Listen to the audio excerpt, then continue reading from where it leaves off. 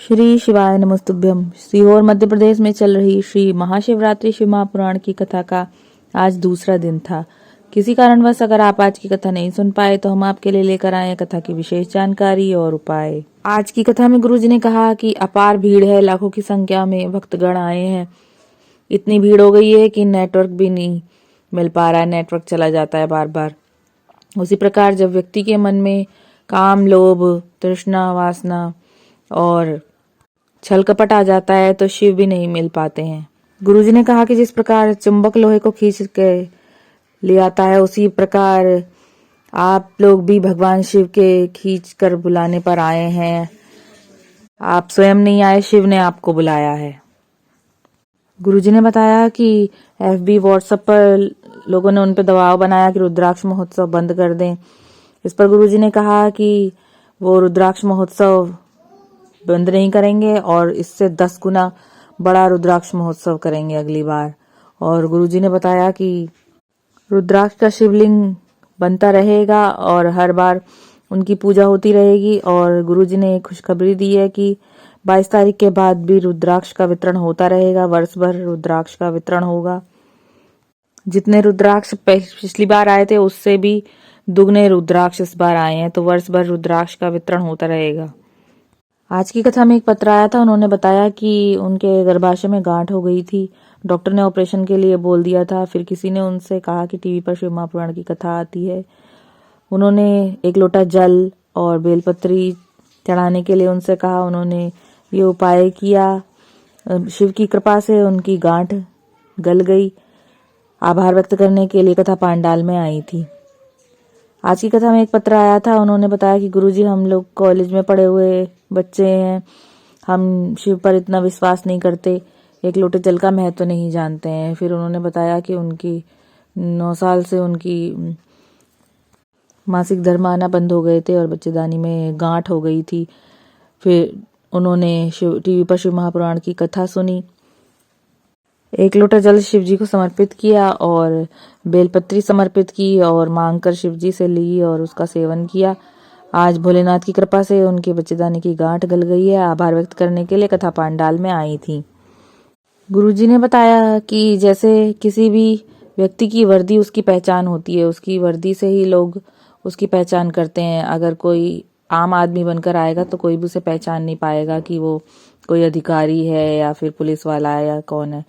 लेकिन जब वो अपनी वर्दी में आएगा तो उससे लोगों को पहचान मिलेगी उसकी। ऐसे ही रुद्राक्ष शिव की पहचान है। गर्ग संहिता, नर्मदा पुराण, पद्म पुराण, शिव महापुराण में रुद्राक्ष का महत्व का वर्णन किया गया है। गुरुजी ने कहा कि जिस भोजन की थाली में तुलसी दल नहीं होता उसे नारायण स्वीकार नहीं करते, और जिसके गले में रुद्राक्ष नहीं होता उसे शिव स्वीकार नहीं करते।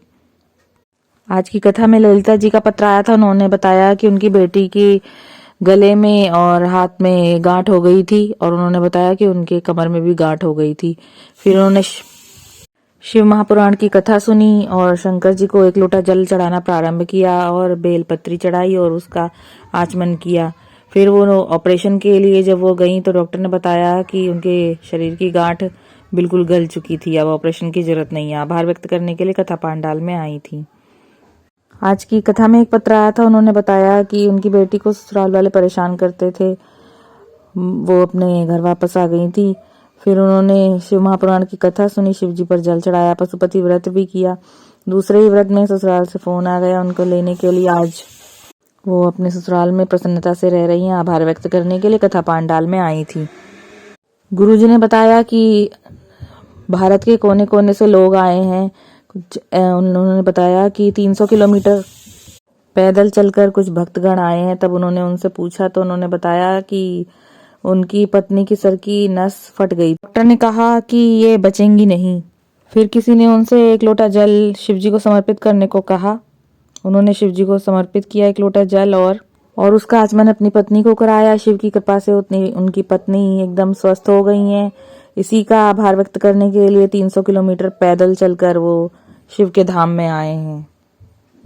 आज की कथा में पूजा जी का पत्र आया था। उन्होंने बताया कि उनका 5 वर्ष का बेटा हो गया था लेकिन बोलता नहीं था। उन्होंने कई डॉक्टरों को दिखाया, चंडीगढ़ में PGI में भी दिखाया।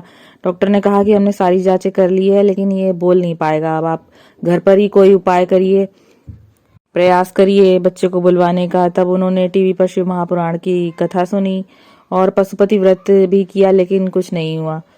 फिर वो सीहोर गए और डॉक्टर की रिपोर्ट दिखाकर उन्होंने रुद्राक्ष प्राप्त किया और उसको रात भर भिगो के उसका जल शिव जी को समर्पित किया और फिर अपने बच्चे को दिया। आज भोलेनाथ की कृपा से उनका बच्चा बोल पा रहा है। आभार व्यक्त करने के लिए कथा पांडाल में आई थी।